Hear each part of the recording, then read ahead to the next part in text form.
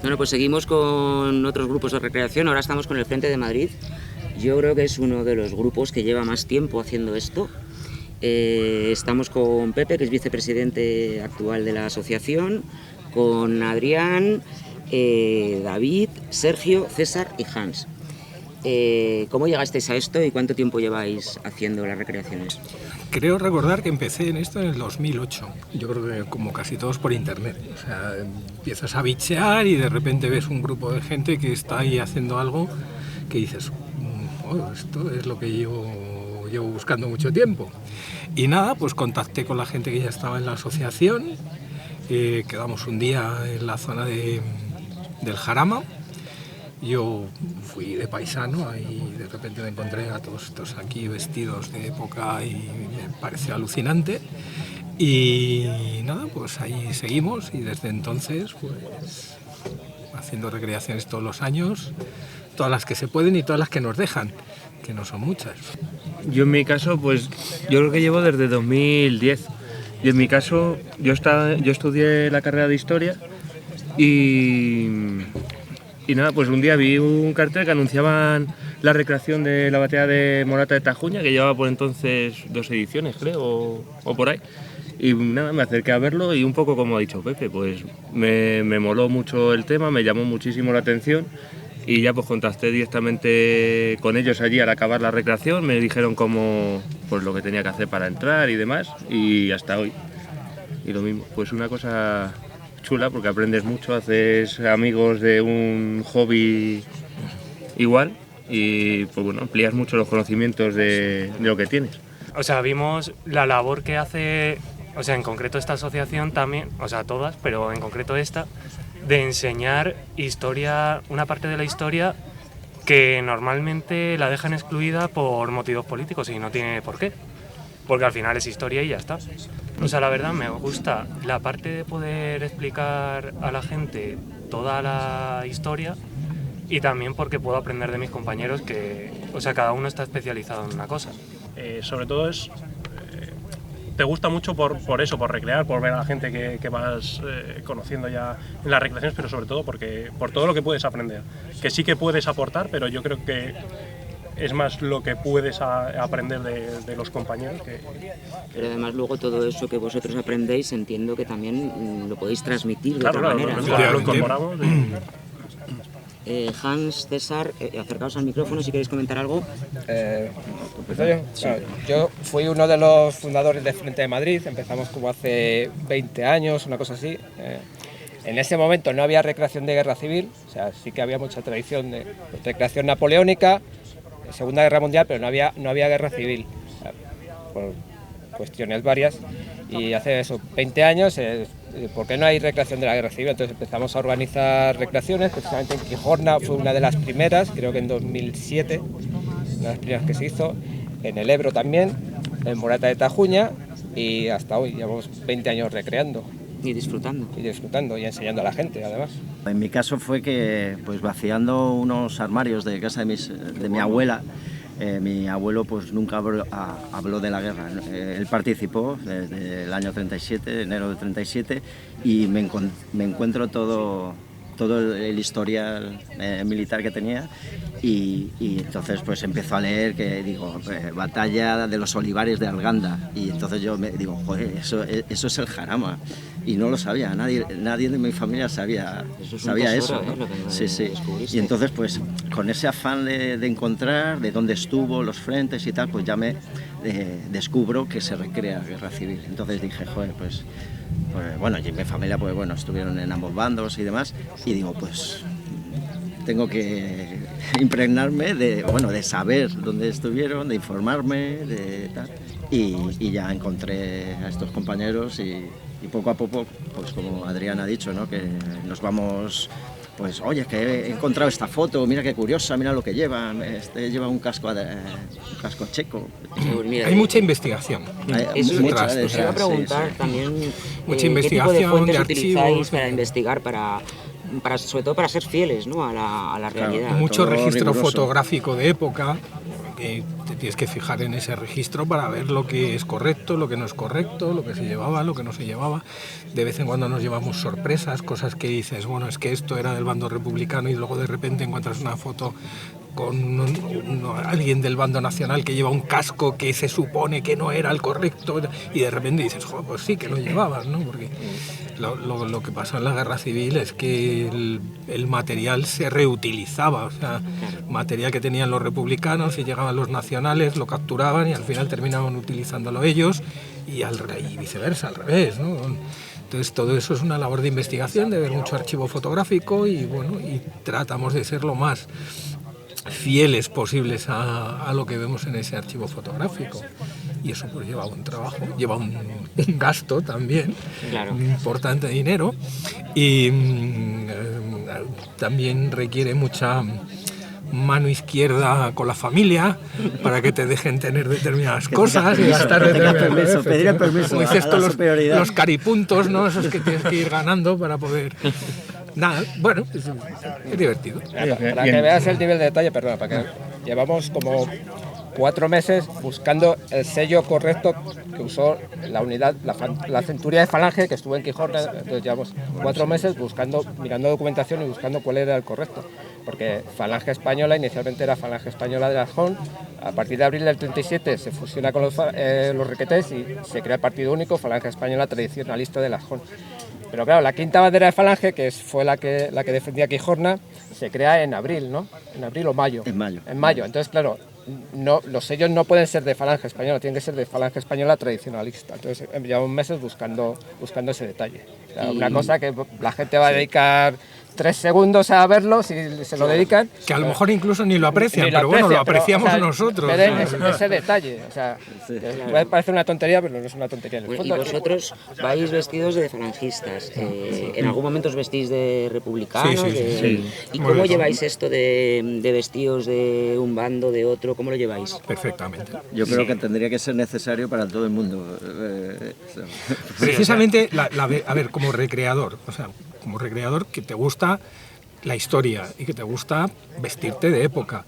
La ventaja que tiene la guerra civil es que tienes un abanico tan amplio de poder vestirte de republicano y dentro de los republicanos que puedes hacer de brigadas internacionales, que puedes hacer de milicianos de primera época, que todo eso es diferente, que puedes hacer de brigadas internacionales, que puedes hacer de PR, que dentro del bando nacional, que puedes hacer de regular, puedes hacer de requeté, puedes hacer de falangista, pues incluso ahora últimamente también tenemos bastante tendencia a buscar ropa de civil, cosa que hasta ahora, y la verdad es que hay algunas recreaciones como la que se hacen en Asturias, en Candamo, donde la recreación de civil pues se aprecia mucho. Sí. Y al final es lo más difícil de encontrar, ropa de civil Estado que allí cuadre también yo, y con... efectivamente Es llama muy mucho la difícil. Pero bueno, y es que es apasionante Para- esa labor de para que buscar veas y de... el contraste, nosotros en la última recreación de Morata en marzo hacíamos de milicias de la cultura de una unidad anarquista. Entonces Sí. teníamos carteles anarquistas, teníamos a Anselmo Lorenzo ahí puesto en un cartel y ahora en cambio vamos de falangistas y tenemos el retrato de José Antonio ahí en el puesto de mando. Es recreación histórica, Eso no es. es política. O sea, Claro, quiero que- decir, claro. que hay que tomarlo así, luego cada uno de nosotros tiene su ideología, Efectivamente. tiene sus pensamientos, pero eso no es, Que o sí sea, que es no es un cierto- punto de conflicto entre nosotros ni con nadie, sino que que... es cierto que hay gente dentro de la recreación, y todos los conocemos, porque aquí al final nos conocemos todos, que dicen, bueno, no, yo solamente voy a recrear un bando porque es el con el que políticamente me encuentro identificado. Bueno, o sea, para mí me parece respetable, pero creo que es un error. Pero yo creo que además eso también es un poco ser respetuoso con la memoria histórica, Efectivamente. ¿no? Al final, o sea, yo hablo por nuestra asociación, lo que recreamos es historia de España, de un bando y de otro. Todos eran españoles y ya está. O sea, no nos importa de qué ideología eran unos, de qué ideología eran otros. O sea, no son ni malos ni buenos. Es historia y ya está.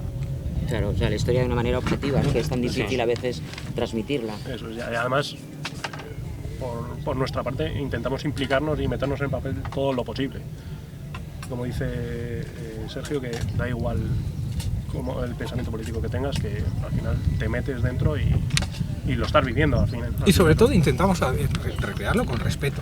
O sea, con respeto a aquella gente que tuvo que vivir esa etapa tan difícil, que son nuestros abuelos, que tuvieron una época horrorosa, una época dificilísima, que muchas no tenían ni pensamiento político y les tocó elegir un bando o el bando les eligió a ellos, porque les tocó en una parte de España en que pues les tocó y les tocó. Y es tan difícil esa pues yo cuando pienso en todo lo que tuvieron que pasar mis abuelos, dicen, madre mía, o sea, qué angustia, qué... Sí, porque al final con la recreación, o sea, nosotros, por ejemplo, aquí lo vivimos un día, pero luego al final de la recreación ya te cambias, te pones ropa actual y ya está normal. Pero esto era vivirlo día tras día. O sea, y no había descanso. Claro. Y vivían el verdadero peligro aquí, ¿no? Son explosiones ficticias, son ruidos ficticios, para ellos les pasaban las balas de verdad. Eso de la recreación, yo desde lo que estudio de historia, cuando lees un libro y vienes aquí, haces una recreación en su medida, por lo mismo no te están pegando un tiro, no te va a caer nada y sabes que no te va a caer nada, pero también muchas veces cuando lees en diarios de gente cosas que ocurrían y de pronto te vistes con un uniforme, con el casco, con cosas y estás aquí, hay veces que descubres, coño, pues mira, tiene su lógica, el por qué usaban esto, por qué hacían esto, pues mira, ahora lo entiendo, pues eso se te queda el cuello en carne viva y por eso se ponen un pañuelo. Claro. Y cosas así que tú dices en su momento, ¿y para qué llevarían esta cosa? Pero cuando lo haces, pues también es una forma de aprenderlo y dar sentido a cosas que luego lees, por ejemplo. Yo os iba a preguntar, ¿qué mitos o errores creéis que son más comunes a la hora de, bueno, pues de contar la guerra civil o de contar una batalla determinada? Yo quizá es que el tema de el estudio que se hace a nivel general en España de la guerra civil es poco, o sea, está muy ideologizado en el sentido de que se vende la película como una historia de buenos y malos. Y yo creo que es un error. O sea, habría que tratar de estudiar la guerra civil y ese periodo histórico desde el punto de vista o tratando de ponerte en la piel de la gente que lo vive en aquel momento y no desde el punto de vista actual. O sea, el mundo no era como es ahora. En el mundo estaba Hitler, estaba Stalin, y no puedes tratar de valorar aquello con los ojos de hoy. Te tienes que intentar poner en aquel punto histórico. Y yo creo que eso es bastante difícil y en general no se hace. No se hace. Lo que te digo, o sea, se vende la película como una historia de buenos y malos, unos muy malos, muy malos, muy malos y los otros muy buenos, muy buenos, muy buenos. Y hubo gente muy mala, muy mala, muy mala en un bando y en otro. Y hubo gente muy buena, muy buena, muy buena en los dos bandos. Y hubo gente muy honorable en un bando y en otro. Y hubo gente muy perra en un bando y en otro. Y se cometieron muchísimos crímenes en un bando y en otro.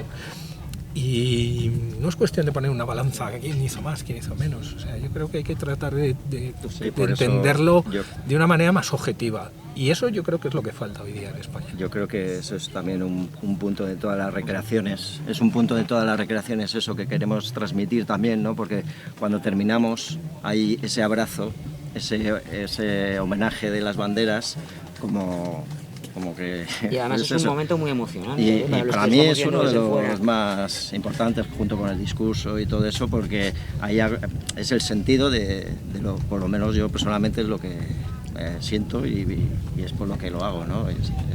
Ese segundo, ese minuto, ¿sabes? Y aparte, si me permites, el dar a conocer esto, o sea, que actualmente hay muchos chavales que no saben ni que aquí hubo una guerra. O sea, el dar a conocer esto también es una opción para que no se repita. Exactamente. Que no se pueda repetir una cosa tan terrible como es una guerra civil en un país. Entonces, pero si no lo conocemos y en profundidad... Vamos, si os parece, vamos a ir a un aspecto un poquito más técnico. Las comunicaciones. O sea, estamos en un mundo hoy en día que no tiene nada que ver con el año 36. No había internet, no había móviles, no había comunicación vía satélite. ¿Cómo eran las comunicaciones en plena batalla? Pues a ver, principalmente con banderas, con heliógrafos, que era lo que había, que se había heredado de la guerra de Marruecos y demás. Y ya pues... Cuéntanos qué es un heliógrafo porque pues seguro que hay comunicarte con un espejo a base de reflejos del sol con código Morse. Entonces tú estabas aquí, otro en la colina de enfrente, entonces había un observador que veía esos códigos y podías mandar mensajes. Problema, que por la noche no puedes, si está nublado tampoco, entonces te limitaba mucho. Lo del tema de las banderas, pues lo mismo con mensajes de banderas, en unas posiciones o unas banderas determinadas. Como se hace en la Marina. Claro, como se hace en Marina. pues se hacía lo mismo, pues que te tienes que exponer para que te puedan ver el de enfrente y el enemigo también te puede ver. Claro. Y si es capaz de descifrar el mensaje, pues... Lo de los teléfonos, pues eso era el iPhone de la época. Entonces, llegaron muchísimos teléfonos de muchísimos países. Eso pues complicaba un poco el funcionamiento. Los primeros teléfonos aquí en España habían llegado en la guerra de Marruecos y eran teléfonos súper rudimentarios. De hecho, estaban pensados para que cualquier persona los pudiera usar. Luego en la Segunda Guerra Mundial los alemanes y todo esto es exactamente igual. Estaba pensado para que un analfabeto que no había tocado una de eso en su vida pues pudiera manejarlo, de poner 2 cables, una pila y a tirar. Pero no había eso en todos los frentes, era un material costoso, era como lo más de la época y pues bueno, no en todos los frentes lo había. Implicaba, no es como ahora que va por ondas o por radio, cosas de estas como luego ocurre en la Segunda Guerra Mundial. Aquí era un cable, literal, un cable de cobre que tirabas entre teléfono y teléfono o a centralitas. Eso te implica que tienes que ir por medio del campo con una mochila de tendido, llevando el cable, que se cae una bomba o el enemigo lo ve, te lo puede pinchar, porque era tan fácil con enroscar otro cable o que te pegas en un corte. Bueno, luego estaba también la figura del enlace.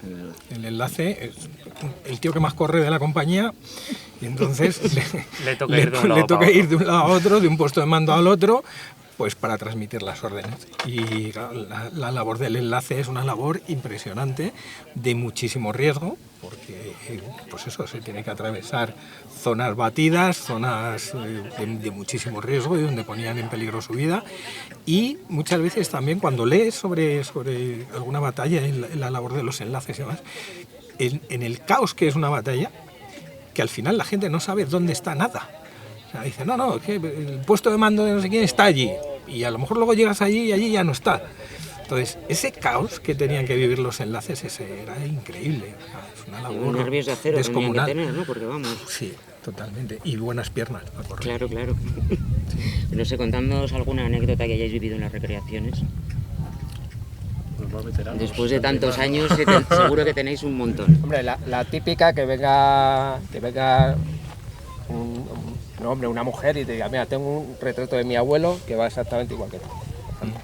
Qué bueno. O que te diga, al principio ya por ley de vida es imposible, pero cuando empezamos a recrear en 20 años todavía había veteranos de la guerra civil y venían y se emocionaban. De hecho, estuvimos aquí, cuando de las primeras recreaciones que hicimos en Quijorna, estuvo un brigadista con nosotros y cuando nos vio con la ametralladora que llevamos, el tío, o sea, se emocionó tanto y nos la pidió cogerla de recordar cuando era joven, Bob Doyle. Y, o sea, yo creo que ese fue el recuerdo más impresionante que vivió como recreador. En estas recreaciones al final vivís un montón de emociones. Ya no solo que estáis viviendo la historia, que la transmitís de otra manera, sino que entiendo que habrá situaciones muy emotivas, ¿no? A mí me pasó algo parecido también en una feria de estas de Militaria, que lo mismo, ahí cada año ahí sacamos uniformes que nos solemos poner, entonces sabemos si cada uno de una cosa. Y yo ese año coincidí que fui de alférez provisional. Bueno, era un rango que se creó durante la guerra porque no había oficiales, entonces pues se tiraron de los que sabían leer y escribir y tenían algo de estudios, pues los hacían oficiales. Pues yo iba vestido de eso, iba con mi hermano, íbamos dándonos un paseo por ahí por la feria. Y de pronto un abuelillo que pasa por allí me paró y dice, ¿me puedo hacer una foto contigo? Sí, hombre, claro. Y me la hice, se saca la cartera y salí una foto, además me había dejado yo el bigote así fino y tal. Saqué una foto que íbamos clavados. Y me dice, no, dice, yo fui alférez provisional, dice, este es mi mejor amigo que también lo era, dice que le mataron en el Ebro, dice, desde entonces llevo la foto suya aquí en la cartera. Y la verdad es que me llamó mucho la atención y de esto haría pues un año que está en la asociación, 1 o 2 años.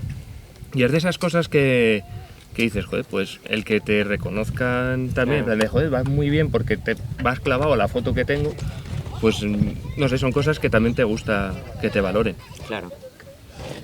Pues lo vamos a dejar aquí. Mil gracias por, a ti. por contarnos pues una parte de la historia que al final, como bien decías, Pepe, pues se hace para que no la tengamos que repetir, ¿no? Efectivamente.